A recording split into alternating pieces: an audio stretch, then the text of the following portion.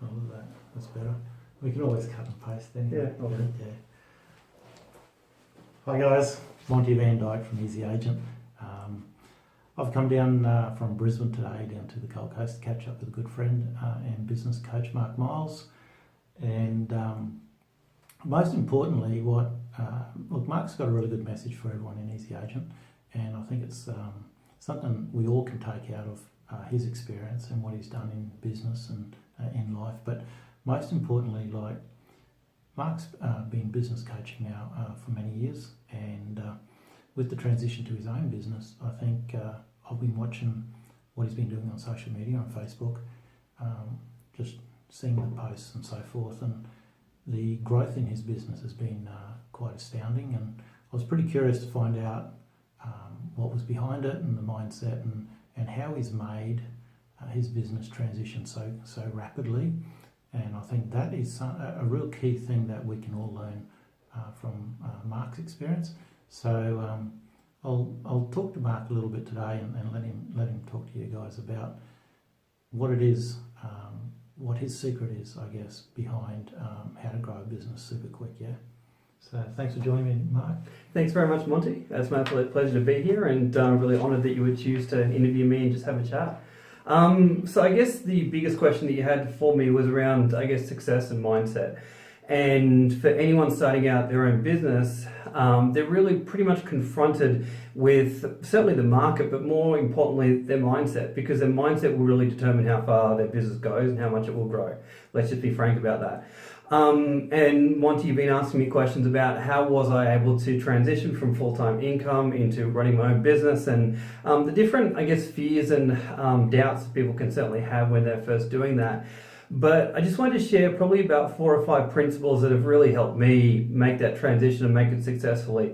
And I think these principles, if people don't really adopt them, they can get very stuck and stagnant in whatever business they're running. I guess the first thing I need to really get comfortable with was my lack of knowledge. And you might think that's a little bit unusual, but I've found that the more willing I was to actually ask for help when I first started, the more successful I became. And I really find that when people first start out, they really think they have to know everything, do everything, and be everything. I think it's very big roadblock to anybody's success. And I just found the more I've been willing to actually show up at events like networking events, or just go and ask my friends and family and tell them what I'm doing, and actually say, look, I need your help. This is what I'm looking for. This is what I'm trying to achieve. Could you help me out? And the more days and the more times I've just gone and asked for help, the more my business has grown. Next thing, I know Simon Sinek talks a lot about it, but really identifying my why. Why I was actually really getting into business was a huge one for me. And I find that when I talk to people, you can very quickly identify, does this person operate from their why, or are they just going through the motions? Hopefully that makes sense to our viewers. But essentially, you can walk and meet someone and go, they're just doing a job. Or they're doing it because they're trying to create a change in the marketplace. And if you're connecting with someone that's trying to create a change in the marketplace, they operate from a very different level. And I guess when I first got into my business, which is public speaking, coaching, and self-branding, I realized that if I didn't get into the marketplace, people would suffer. And you might be wondering, what does that mean? Well, essentially, when I work with people, I realize that if I don't help this person make a transformation, then they're not going to be able to connect with their audience and sell more. And so every single morning when I wake up, how do I get motivated? Well, I don't. I get obsessed. I get obsessed with creating a change in the marketplace and know that if I don't step up, then other people are going to suffer. Yes, that's what I actually think about. People are going to suffer if I don't step up. And when I take that mindset, then I know that my family are actually going to benefit from me stepping out to the marketplace is going to benefit, and just as a whole, the world's going to be impacted. So when people say I don't have enough motivation, I'm like, yeah, this person's thinking too small. Ultimately, you need to get obsessed, and you need to have another thing that I love to talk about, which is extreme ownership. And extreme ownership is just the idea that if it's going to happen, it's up to me. And if I'm going to create something, it's because I did it. And if I made a mistake, yeah, I made a mistake and I own that. And so I guess for me, starting out a business, I knew that if anything was going to happen, it was because I made the move. And if I made a mistake, I own that. And I think any time that we look at blaming market conditions, blaming other people, blaming the suppliers, whatever, your business stops. It literally goes nowhere. I often make mistakes. I tell my clients I make mistakes all the time. Maybe I wear the wrong clothes, maybe I say the wrong thing, but I'm very quick to admit it. I'm very quick to own it, and people seem to resonate with that. And I get more and more phone calls. People say, oh, I heard you do that thing on that video. You kind of screwed it up, but I really resonated with it. And one of the big things that saved me is my real definition of inspiration. And my definition of inspiration is just being willing to do what others will not, and actually as a result of it, having a go, trying, because it's the having a go and trying that inspires other people to actually do the same. So I guess for me, it's being obsessed, having extreme ownership, and really having a willingness to ask for help, and being the person that asks for more help than anyone else will get you a lot further in whatever career you have, whatever business you have. But yeah, those were pretty much the fundamental principles that have really helped me, I guess, launch my business, get rid of the fears, and know that no one's perfect and no one's going to hit a home run every single time. Oh, exactly.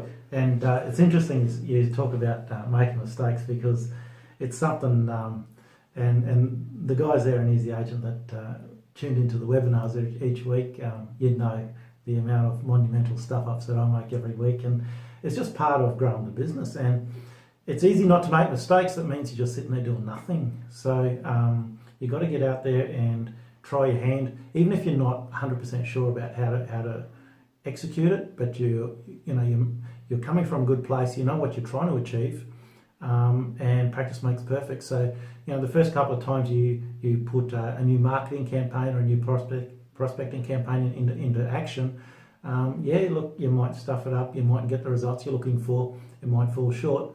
But you just go back to the drawing board and do a smaller topsy and see what worked and what didn't work, and how can you do it better, and then go again. And that's, I guess that's what Marc's done as well, and hence his business has gone, it just basically exploded and gone gangbusters. And I think what Marc's talking about is 100% relevant to every one of us out there.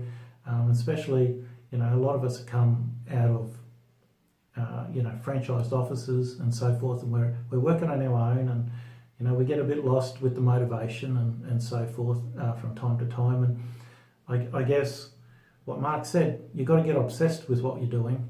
You get out there. It's not just about motivation. It's let's get obsessive about what we do, and the results will flow. There's just no way you're not going to get the results. It'll just happen.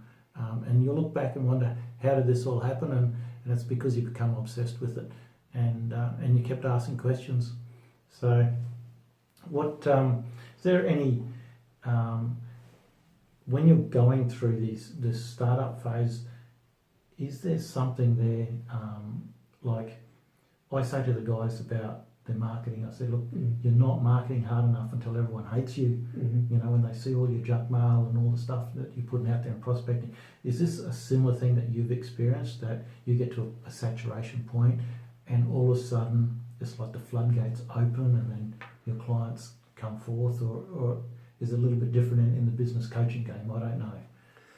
I would say that there is a period of crickets, there's a period of silence, there's a period of putting a video up on Facebook and getting 0 views, there's a period of putting content out and you get nothing, and that may last for 6 months or 12 months, but then slowly you get no one, then you get that one person that becomes your ultimate referral. You get that one person that becomes your absolute fan and doesn't shut up about you. But it's the willingness to go through these 0 views, it's the willingness to go through that period of getting no responses that defines whether you last in the game or not. And I guess when I'm working with people, particularly thinking that they need to do social media, well, they do, but they're too scared to do it because A, no one's reading it or no one's watching it, whatever it might be. But everybody has to go through that phase. Everybody has to go through that time of no one watching, no one listening. And if you're not prepared to do that, then nothing really changes. For me, it was probably about maybe 18 months, if not 2 years, where I was putting out content where nothing was happening. But then one gentleman watched it, and then he actually mentioned it to 20 other people. And then my first first, I think, live workshop absolutely filled out. But it took that time, and I really find it's unusual. What do people say? That people are not willing to actually put content out there, actually share what they know, and actually help the marketplace. And I think you've got to be in that place of willing to help and get nothing in return until the time comes when everything comes to you and you're not even doing anything. And I think people have got to be willing to give before they expect to take. And that book, The Go Giver, is a great book. And although it can be hard when you're not getting anything back, you've got to focus on your message and your mission for the marketplace, not just what you want to get out of the marketplace. Because yes, the commissions come, yes, the payments come and the invoices are paid. But ultimately, if you're going to be an entrepreneur, you need to, and you want to pay the price to get the freedom and the lifestyle. Well, you've got to go a little bit above and beyond in order to actually make that happen. Oh, excellent advice. Thanks, Mark. Look, I think everyone here would agree that, even if we took a small fraction of each of those key pointers that Mark's brought up, if we implemented that in our business in Easy Agent and applied that to, the next time, say tomorrow when you want to go out there and start prospecting again, keep all that in mind. Get obsessed and change your life. I know you can do it, and you're going to hear a lot more from Mark over the upcoming months. We're going to be working together a little bit, so stay tuned. This is just a quick interview, a quick hello from Mark and myself, and just give you a bit of an idea about where we're heading with Easy Agent and the coaching side of it, which I think is critical to your inevitable success down the track. And I look forward to helping you on the journey. Thanks very much. It was a pleasure to meet you, Monty. Thank you.